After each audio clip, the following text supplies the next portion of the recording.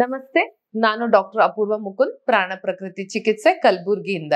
ಇವತ್ತಿನ ವಿಡಿಯೋದಲ್ಲಿ ನಾವು ಗ್ವಾವಾ ಅಂದ್ರೆ ಪೇರಳೆ ಹಣ್ಣಿನ ಬೆನಿಫಿಟ್ಸ್ ಬಗ್ಗೆ ತಿಳ್ಕೊಳ್ಳೋಣ, ಅದರ ಎಲೆಗಳ ಬೆನಿಫಿಟ್ಸ್ ಬಗ್ಗೆ ತಿಳ್ಕೊಳ್ಳೋಣ.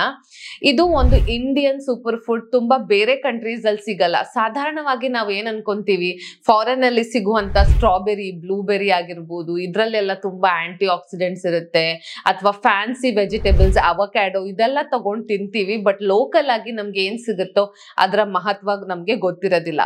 ಯಾರೆಲ್ಲ ಇಂಡಿಯಾದಿಂದ ಫಾರಿನ್ ಹೋಗಿದ್ದಾರೆ ಅವರು ಈ ಫ್ರೂಟ್ ಗೆ ವೇಟ್ ಮಾಡ್ತಾರೆ, ಅಲ್ಲಿ ಈಸಿಲಿ ಅವೈಲೇಬಲ್ ಇರೋದಿಲ್ಲ ಅಂತ ಹೇಳ್ಬಿಟ್ಟು. ಸೊ ಇದರ ಬೆನಿಫಿಟ್ಸ್ ಬಗ್ಗೆ ತಿಳ್ಕೊಳ್ಳೋಣ. ಗ್ವಾವಾ ಅನ್ನುವಂಥದ್ದು ಒಂದು ವಿಟಮಿನ್ ಸಿ ರಿಚ್ ಫ್ರೂಟ್. ನಾವು ಸಾಧಾರಣ ವಿಟಮಿನ್ ಸಿ ಅಂದಾಗ ಲೆಮನ್ ಅಥವಾ ಆರೆಂಜ್ ನಮ್ ತಲೆಗೆ ಬರುದು, ಬಟ್ ಅದಕ್ಕಿಂತ ಜಾಸ್ತಿ ವೈಟಮಿನ್ ಸಿ ಗ್ವಾವಾದಲ್ಲಿರುತ್ತೆ. ಅದು one of the richest source ಅಂತಾನೆ ನಾವು ಹೇಳ್ಬೋದು. ವೈಟಮಿನ್ ಸಿ ತುಂಬಾ ರಿಚ್ ಆಗಿರೋ ಕಾರಣ ಅದು ನಮ್ಮ ದೇಹದಲ್ಲಿ ತುಂಬಾ ಬೆನಿಫಿಟ್ಸ್ ಗಳನ್ನ ಕೊಡುತ್ತೆ. ಆಲ್ರೆಡಿ ವೈಟಮಿನ್ ಸಿ ಬಗ್ಗೆ ಸುಮಾರು ಸಲ ನಾನು ಹೇಳಿದ್ದೀನಿ. ವೈಟಮಿನ್ ಸಿ ಅನ್ನೋದು ಒಂದು powerful antioxidant, anti ageing ಆಗಿ ಕೆಲಸ ಮಾಡುತ್ತೆ. ಸ್ಕಿನ್ ಅಲ್ಲಿ ಕೊಲಾಜಿನ್ ಪ್ರೊಡ್ಯೂಸ್ ಮಾಡಕ್ಕೆ ಹೆಲ್ಪ್ ಮಾಡುತ್ತೆ. ಸೊ ಸ್ಕಿನ್ ಟೈಟ್ ಆಗಿರುತ್ತೆ, ರಿಂಕಲ್ಸ್ ಬರೋದಿಲ್ಲ, ಗ್ಲೋ ಕೊಡುತ್ತೆ. ಅದರ ಜೊತೆಗೆ ನಿಮಗೆ ಏನಾದ್ರೂ ದೇಹದಲ್ಲಿ ಇನ್ಫ್ಲಮೇಷನ್ ಜಾಸ್ತಿ ಆಗಿದ್ರೆ ಅಥವಾ ಜಾಸ್ತಿ ಟಾಕ್ಸಿನ್ಸ್ ಗಳು ಪ್ರೊಡ್ಯೂಸ್ ಆಗಿದ್ರೆ ಅದನ್ನೆಲ್ಲ ಫೈಟ್ ಮಾಡಕ್ಕೆ ಹೆಲ್ಪ್ ಮಾಡುತ್ತೆ. ಅಂದ್ರೆ ಫ್ರೀ ರ್ಯಾಡಿಕಲ್ಸ್ ನ ಫೈಟ್ ಮಾಡಕ್ಕೆ ಹೆಲ್ಪ್ ಮಾಡುತ್ತೆ. ಈವನ್ ವೈಟಮಿನ್ ಸಿ ಅನ್ನುವಂಥದ್ದು ಕ್ಯಾನ್ಸರ್ ಸೆಲ್ಸ್ ಗೆ ಕೂಡ ಫೈಟ್ ಮಾಡುತ್ತೆ. ಸೊ ಅದಕ್ಕಾಗಿ ವೈಟಮಿನ್ ಸಿ ರಿಚ್ ಇರುವ ಗ್ವಾವಾ ಅಥವಾ ಪೇರಳೆ ಹಣ್ಣನ್ನ ರೆಗ್ಯುಲರ್ ಆಗಿ ಕನ್ಸ್ಯೂಮ್ ಮಾಡಿ. ಇನ್ನೊಂದು ಯಾಕೆ ಈ ಫ್ರೂಟ್ ತುಂಬಾ ಇಂಪಾರ್ಟೆಂಟ್ ಅಂದ್ರೆ ಒಳ್ಳೆ ಕ್ವಾಂಟಿಟಿ ಡಯಟರಿ ಫೈಬರ್ ಇದೆ ಇದರಲ್ಲಿ. ಡಯಟರಿ ಫೈಬರ್ ಅಂದ್ರೆ ನಾರಿನಾಂಶ. ನಾನು ಆಲ್ರೆಡಿ ಹೇಳಿದೆ ಡಯಟರಿ ಫೈಬರ್ ಎಷ್ಟು ಮುಖ್ಯ ನಮ್ಗೆ ಗಟ್ ಹೆಲ್ತ್ ಇಂಪ್ರೂವ್ ಮಾಡಕ್ಕೆ, ಡೈಜೆಷನ್ ಇಂಪ್ರೂವ್ ಮಾಡಕ್ಕೆ.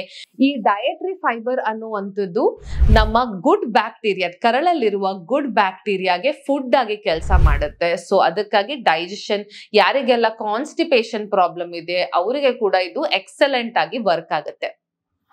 ಅದರ ಜೊತೆಗೆ ಇದು ಒಂದು low glycaemic index food. Low glycaemic index ಅಂದ್ರೆ ಏನು?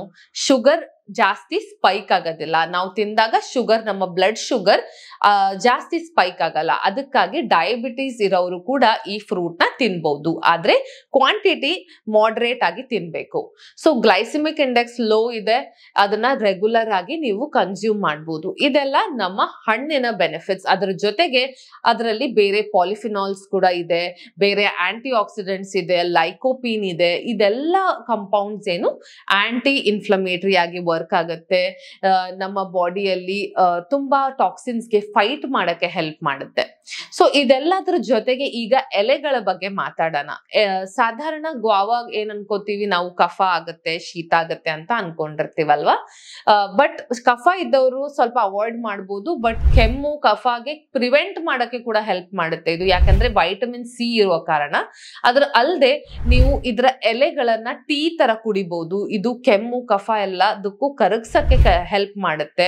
ಸೊ ದಿನನಿತ್ಯ ನೀವು ಇದನ್ನ ತಗೊಳ್ಬಹುದು. ಅದಲ್ಲದೆ ನಿಮ್ಗೆ ಏನಾದ್ರೂ ಗ್ಯಾಸ್ಟ್ರಿಕ್ ಅಲ್ಸರ್ ಇದ್ರೆ ಅಥವಾ ಬಾಯಲ್ಲಿ ಹುಣ್ಣಿದ್ರೆ ಅದಕ್ಕೂ ಕೂಡ ಇದು ತುಂಬಾ ಹೆಲ್ಪ್ಫುಲ್ ಆಗಿ ಕೆಲಸ ಮಾಡುತ್ತೆ. ಸೊ ಈ ಎಲೆಗಳನ್ನ ನೀವು ನೀರಲ್ಲಿ ಚೆನ್ನಾಗಿ ಕುದಿಸ್ಬಿಟ್ಟು ಅದು ಸ್ವಲ್ಪ ತಣ್ಣಗಾದ್ಮೇಲೆ ಅದನ್ನ ಡೈಲಿ ನೀವು ಕುಡಿಬಹುದು. ಅಂದ್ರೆ ಸ್ಮಾಲ್ ಕ್ವಾಂಟಿಟೀಸ್ ಅಲ್ಲಿ ಒಂದು ಚಿಕ್ಕ ಕಪ್ ಆಗಿರ್ಬೋದು, ಟೀ ತರ ಬೆಳಗ್ಗೆ ಒಂದ್ಸಲ, ಸಾಯಂಕಾಲ ಒಂದ್ಸಲ ನೀವು ತಗೊಳ್ಬಹುದು. ಅದಲ್ಲದೆ ಈ ನೀರನ್ನ ನೀವು ಹೇರ್ ವಾಶ್ಗೆ ಯೂಸ್ ಮಾಡಬಹುದು. ನಿಮ್ಮ ಹೇರ್ ಸ್ಟ್ರೆಂತ್ ಗೆ ಹೆಲ್ಪ್ ಮಾಡುತ್ತೆ. ನಿಮ್ಗೆ ಹೇರ್ ಅಲ್ಲಿ ಏನಾದ್ರೂ ಇನ್ಫೆಕ್ಷನ್ಸ್ ಇದ್ರೆ ಅದು ಕೂಡ ಹೆಲ್ಪ್ ಮಾಡುತ್ತೆ. ಆಮೇಲೆ ಈ ಗ್ವಾವಾ ಲೀವ್ಸ್ ಟೀ ಏನ್ ಮಾಡುತ್ತೆ, ನಮ್ಮ ಕರಳಲ್ಲಿ ಏನಾದ್ರೂ ಇನ್ಫೆಕ್ಷನ್ ಗಳಿದ್ರೆ, ಗಟ್ ಇನ್ಫೆಕ್ಷನ್ಸ್, ಏನಾದ್ರೂ ಬ್ಯಾಕ್ಟೀರಿಯಲ್ ಇನ್ಫೆಕ್ಷನ್ಸ್ ಇದ್ರೆ ಅದನ್ನ ಕೂಡ ಪ್ರಿವೆಂಟ್ ಮಾಡಕ್ಕೆ ಹೆಲ್ಪ್ ಮಾಡುತ್ತೆ. ಇದರಲ್ಲಿ ಆಂಟಿ ಮೈಕ್ರೋಬಿಯಲ್ ಪ್ರಾಪರ್ಟೀಸ್ ಇರುತ್ತೆ. ಅಂದ್ರೆ ಯಾವ್ದೆಲ್ಲ ಬ್ಯಾಡ್ ಬ್ಯಾಕ್ಟೀರಿಯಾ ಇದೆ ಅದನ್ನ ಡಿಸ್ಟ್ರಾಯ್ ಮಾಡಕ್ಕೆ ಹೆಲ್ಪ್ ಮಾಡುತ್ತೆ. ಸೊ ರೆಗ್ಯುಲರ್ ಆಗಿ ನೀವು ಇದನ್ನ ಕನ್ಸ್ಯೂಮ್ ಮಾಡಬಹುದು. ಈವನ್ ಡಯಾಬಿಟೀಸ್ ಇದ್ದವ್ರಿಗೂ ಕೂಡ ತುಂಬಾ ಒಳ್ಳೇದು.